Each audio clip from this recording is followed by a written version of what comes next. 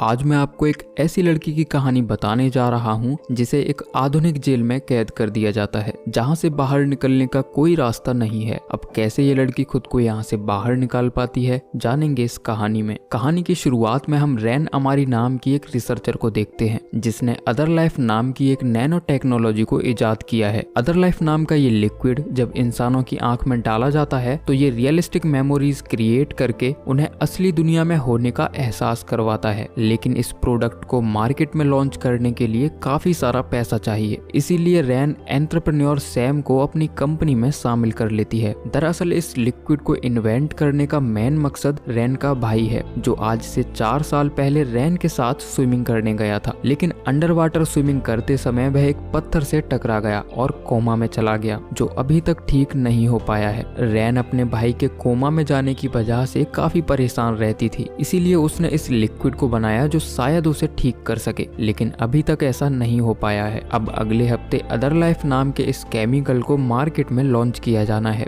इसीलिए रैन इस ड्रग का अप्रूवल लेने के लिए ड्रग एडमिनिस्ट्रेशन के पास जाती है। वह एक्सप्लेन करती है कि अदर लाइफ कोई ड्रग नहीं है, बल्कि एक बायोलॉजिकल सॉफ्टवेयर है जो ह्यूमन ब्रेन के अंदर नई मेमोरीज क्रिएट करता है। लेकिन एडमिनिस्ट्रेशन से उसे इतनी जल्दी परमिशन नहीं मिलती और उसे किसी भी ह्यूमन पर इसका ट्रायल करने के लिए मना किया जाता है। लेकिन रैन इलीगल तरीके से इस ड्रग को अपने भाई पर टेस्ट करती है, जो काम नहीं करता, जिसके बाद वह डिसाइड करती है कि वह इस कोड को खुद पर टेस्ट करेगी और वह अपने वर्क स्पेस पहुंच जाती है, जहां बहुत सारे कोवर्कर्स काम कर रहे होते हैं। अब जैसे ही उसकी आंखों में इस लिक्विड को डाला जाता है तो अगले ही पल वह एक अलग दुनिया में पहुंच जाती है, जहां वह पैराग्लाइडिंग और माउंटेन हाइकिंग का अनुभव करती है। उसके चारों तरफ बर्फ से ढके पहाड़ होते हैं, जिन पर वह हाइकिंग करके स्नोबोर्डिंग का लुत्फ उठाती है। लेकिन टाइम खत्म होने के बाद भी वह इस वर्चुअल दुनिया से बाहर नहीं आ पाती और बार बार उसके दिन की शुरुआत उसी घर से होने लगती है। रैन असली दुनिया में लौटने की लगातार कोशिश करती है, लेकिन वह इस लूप में फंस जाती है। उसके आसपास के पहाड़ अजीब तरह से मेल्ट होने लगते हैं और वह काफी दर्द महसूस करने लगती है। तभी कोवर्कर वेरोन इमरजेंसी इंजेक्शन की मदद से रैन को उस वर्चुअल दुनिया से बाहर निकालता है। असली दुनिया में वापस आने पर रैन को पता चलता है कि वह 6 दिनों तक इस वर्चुअल दुनिया में रही, जबकि असली दुनिया में उसे कुछ ही मिनट हुए हैं। जब रैन को इस ग्लिच के बारे में पता चलता है तो वह को फाउंडर सैम को इस प्रोडक्ट की लॉन्चिंग रोकने के लिए कहती है, लेकिन सैम हर हाल में इस प्रोडक्ट को लॉन्च करना चाहता है, क्योंकि वह पहले ही कुछ इन्वेस्टर्स से इसके बारे में डील कर चुका है। हालांकि रैन इस बग को जल्दी ही फिक्स कर देती है। तभी वेरोन नोटिस करता है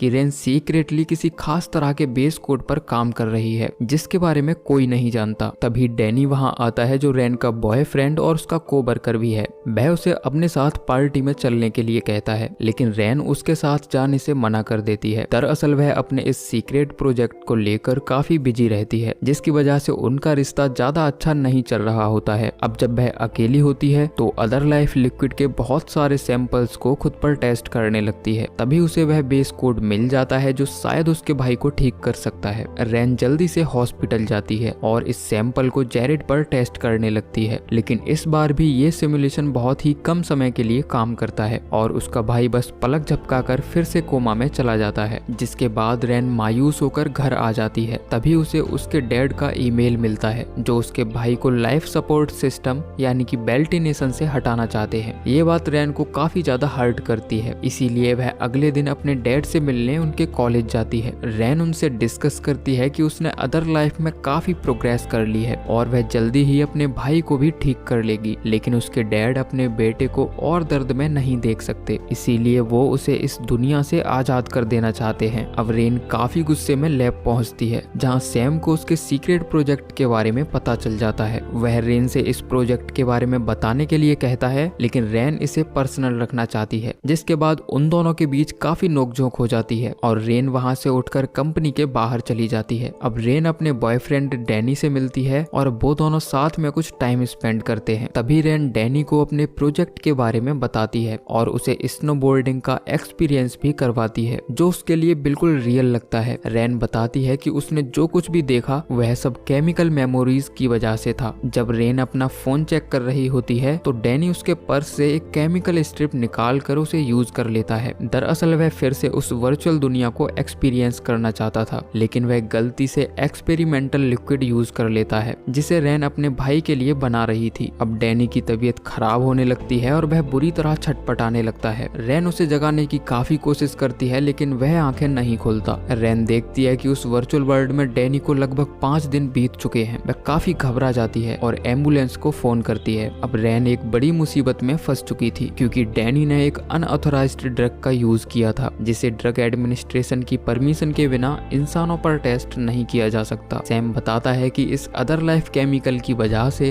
डैनी की मौत हो चुकी है, इसीलिए उसे कम से कम 10 से 15 साल की सजा होगी और साथ ही कंपनी पर $1 मिलियन का जुर्माना भी लगेगा। लेकिन सैम अपनी कंपनी को डूबते हुए नहीं देख सकता, इसीलिए वह कुछ गवर्नमेंट ऑफिसर्स से मिलकर एक डील करता है जिससे रैन को जेल भी नहीं जाना पड़ेगा और कंपनी भी डूबने से बच जाएगी। सैम कहता है कि वो लोग अदर लाइफ केमिकल से एक वर्चुअल जेल बनाना चाहते हैं जो लोगों को दिमागी रूप से जेल में होने का एहसास करवाएगी। अगर उनका ये ट्रायल सक्सेसफुल रहा तो गवर्नमेंट भी लोगों को इसी तरह वर्चुअल जेल में रखा करेगी। वह रेन से ट्रायल पेशेंट बनकर 1 साल के लिए वर्चुअल जेल में सजा काटने के लिए कहता है, जो असल जिंदगी में बस 1 मिनट के बराबर होगी। अब रेन के पास कोई और रास्ता नहीं होता, इसीलिए वह उस अदर लाइफ में सजा काटने के लिए मान जाती है। जिसके बाद रेन को टेस्टिंग रूम के अंदर ले जाया जाता है जहाँ सेम, वेरन और कुछ ऑफिसर्स मौजूद होते हैं। अब जैसे ही वेरन उस केमिकल को रेन की आंख में डालता है तो वह अगले ही पल एक छोटे से रूम में होती है जहां उसके सामने लगी स्क्रीन पर 1 लिखा होता है जो दर्शाता है कि आज इस जेल में उसका पहला दिन है। इस रूम के अंदर खाने पीने का सभी सामान, टॉयलेट, स्लीपिंग मैट और एक टैबलेट होती है। इस जेल के अंदर रेन सब कुछ वैसा ही महसूस कर रही होती है मानो कि ये सब कुछ रियल हो। उसके सामने लगी डिस्प्ले पर हर रोज नंबर बदलने लगते हैं। वह खुद को फिट रखने के लिए एक्सरसाइज करती है और टैबलेट पर कुछ नोट्स बनाती है, लेकिन रेन अपने पास्ट को याद करके काफी परेशान होती है। वह डैनी और अपने भाई की मौत के लिए खुद को जिम्मेदार मानती है। हालांकि जैसे तैसे करके दिन बीतने लगते हैं और आखिर में आज उसकी सजा पूरी होने वाली है। 365 दिन की सजा काटने के बाद रेन बाहर आने के लिए बहुत ज्यादा एक्साइटेड होती है। वह इस सिमुलेशन से बाहर आने का बेसब्री से इंतजार कर रही होती है कि तभी उसके सामने लगी डिस्प्ले रीसेट होकर दोबारा 1 से शुरू हो जाती है, जिसे देखकर रेन शॉक्ड हो जाती है और उसे एहसास होता है कि वह इस रूम से कभी बाहर नहीं निकल पाएगी। वह गुस्से में चिल्लाने लगती है और अपने आसपास रखी चीजों को तोड़ने लगती है और आखिर में हार थक कर बैठ जाती है। तभी उसकी नजर टूटी हुई वॉल पर जाती है जिसके थ्रू वह उस रूम से बाहर निकलने की कोशिश करती है। बाहर आने पर उसे पता चलता है कि वह किसी सिमुलेशन के अंदर नहीं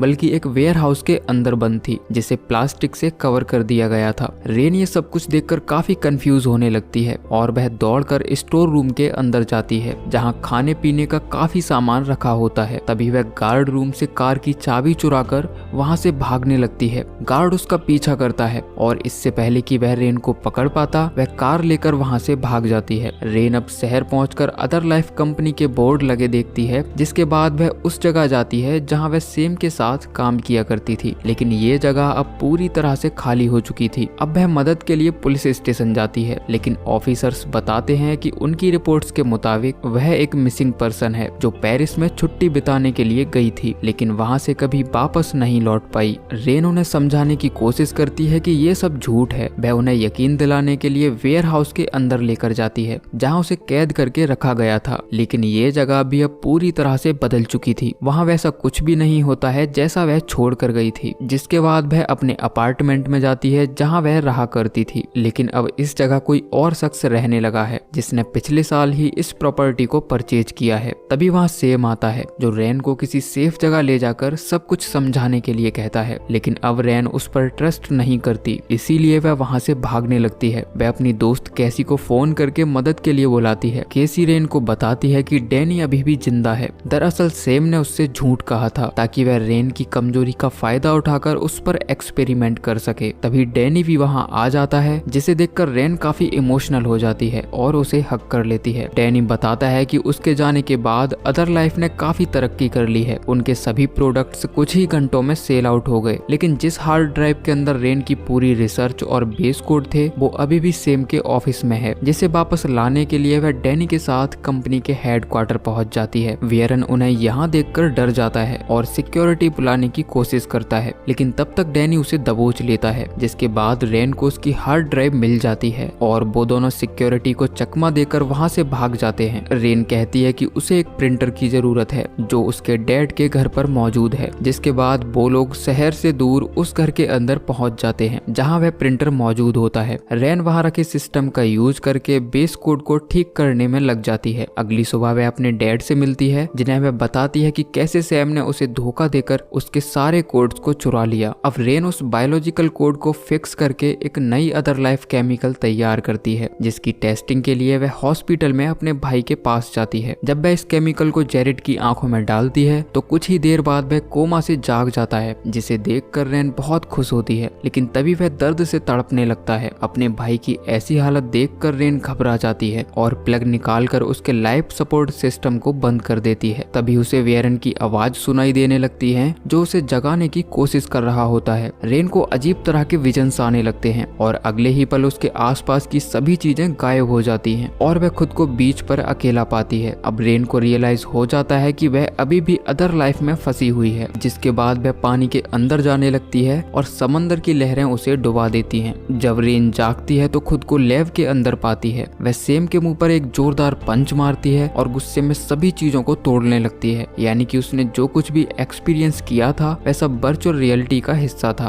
असल जिंदगी में डैनी मर चुका है और उसका भाई अभी भी हॉस्पिटल में है। इतना सब कुछ झेलने के बाद रेन काफी अपसेट हो जाती है और वह सैम की कंपनी से इस्तीफा दे देती है। हालांकि वह उस बायोलॉजिकल सॉफ्टवेयर की पूरी रिसर्च अपने साथ ले जाती है। ये सुनकर सैम को काफी गुस्सा आता है, लेकिन वह रेन को जाने से नहीं रोक पाता। जिसके बाद रेन डैनी का अंतिम संस्कार करके अपने डैड से बात करती है और उन्हें हॉस्पिटल आने के लिए कहती है। तभी उसके पास सैम का फोन आता है जो उसे एक बार कंपनी आने के लिए रिक्वेस्ट करता है। जब रेन वहां पहुंचती है तो वह उसे डाटा रीडिंग्स दिखाता है जिसकी वजह से वह उस लूप में फंस गई थी। हालांकि अब इस एरर को उन्होंने ठीक कर दिया है। सैम रेन को एक बार फिर से उस सिमुलेशन के अंदर जाने के लिए कहता है ताकि वह अपनी डूबती कंपनी को बचा सके, लेकिन रेन अब किसी भी कीमत पर उस वर्चुअल जेल के अंदर नहीं जाना चाहती। तभी सैम धोखे से उस केमिकल को रेन की आंख में डाल देता है और रेन एक बार फिर से उस रूम के अंदर कैद हो जाती है। वह गुस्से से चिल्लाने लगती है क्योंकि अब उसे इस कैद में एक और साल बिताना पड़ेगा, लेकिन वह अपने मन को शांत करके अपने इमोशंस को कंट्रोल करती है और समय उतनी ही तेजी से गुजरने लगता है। वह जल्दी ही सिमुलेशन से बाहर आ जाती है और उस केमिकल को सैम की आंख में डाल देती है, जिसके बाद सैम भी वही एक्सपीरियंस करता है जो रेन ने किया। वह खुद को कैद देखकर चिल्लाने लगता है और एक साल पूरा होने का वेट करता है, लेकिन रेन उसे सबक सिखाने के लिए लूप को फिर से शुरू कर देती है। वेरन रिक्वेस्ट करता है कि वह सैम को बाहर निकाल ले, नहीं तो वह मर जाएगा। जिसके बाद रेन उसे इंजेक्शन देकर सिमुलेशन से आजाद कर देती है और अब सैम को भी सबक मिल चुका था कि उन्हें ये प्रोडक्ट क्यों लॉन्च नहीं करना चाहिए। जिसके बाद रेन अपने डैड से मिलती है और हॉस्पिटल पहुंचकर अपने भाई को हमेशा के लिए इस दुनिया से आजाद कर देती है और इसी के साथ ये कहानी खत्म हो जाती है। बाकी आप नीचे कमेंट करके जरूर बताइए कि आपको ये कहानी कैसी लगी। मिलते हैं अगली वीडियो में, तब तक के लिए जय श्री कृष्णा।